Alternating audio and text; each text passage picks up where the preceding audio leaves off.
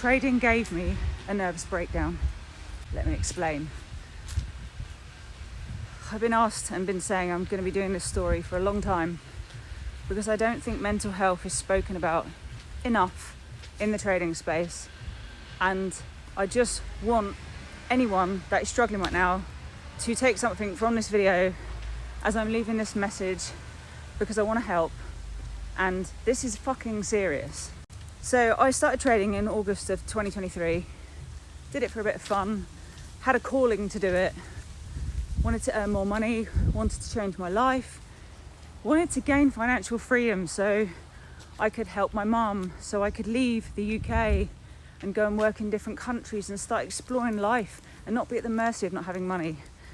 And I started trading, and unfortunately I was quite successful quite quickly, and I was passing loads of accounts, and I kind of got a bit too cocky, a bit confident, and I, in the background, was running a mortgage business. I'm still running a mortgage business. I run my own company, but I started putting more time and energy into trading than I did into my own business. But what happened is I accidentally, without realizing what I was doing, changed my strategy, and I started to blow accounts. I started to lose my funding, and I had such a bad time. I nearly lost my business. I got to the point, and I haven't told you guys about this, but I got to the point in January of this year, touching into February, where I sat down and looked at my business figures for the next 12 months and suddenly realised that I was on the brink of losing my home, I was on the brink of losing my business, and trading had literally taken over my life. I'd stopped seeing my friends, I'd stopped seeing my family. Honest to God, guys, I can still feel the pain at the beginning of this year. It was the most horrendous feeling. I sat on my office floor upstairs in my house, and I just felt like such a failure. I felt like I'd messed up.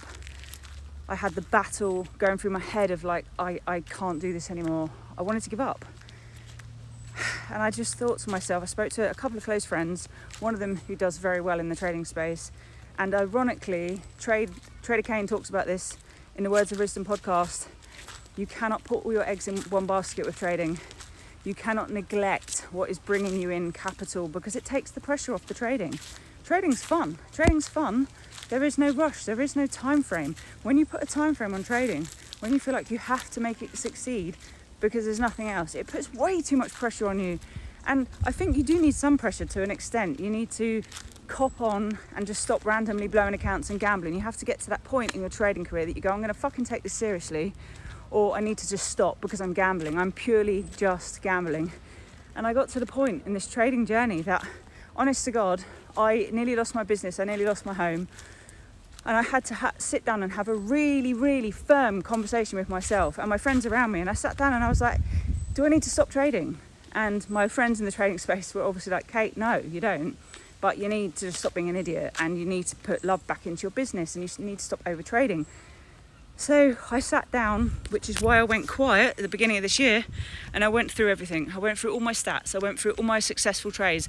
When I was passing accounts, I was going through what I was doing, what I was thinking.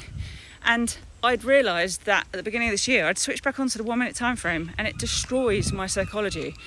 So I went back and created a plan for myself, which, again, you need to do this for yourself. My plan won't necessarily work for you. And I went back to the beginning, and I went back onto lower accounts, 10k accounts, and I made a promise to myself that I was on the charts in the morning, I marked up, I did an hour of the session. If I saw nothing lining up, that's it, I shut my screen. If I took a win in that session, London, I don't trade for the rest of the day. I put my time and my energy into my business, into my mortgage company, which is putting food on my table right now. It's my primary source of income. And I've been doing that. And since then, it's took the pressure off. I've literally scaled my business back up. I'm back into a really comfortable position. I'm going to Mallorca in less than 2 weeks to go and watch the eclipse.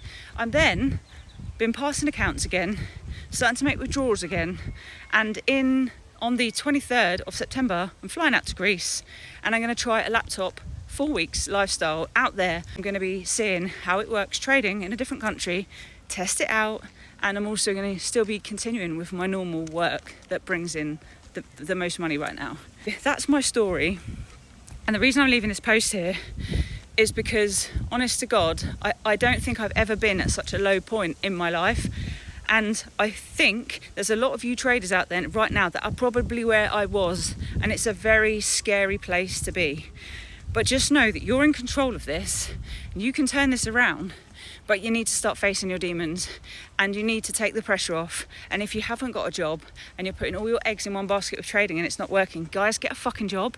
Get a job for 2 or 3 days a week. Take the pressure off. I know another good friend of mine, he did the same. He quit his job. His trading was diabolical because he had so much pressure, and he got a job, part-time job. Suddenly his trading started scaling again because it takes the pressure off. It makes it more relaxing. They're just prop firm accounts, guys.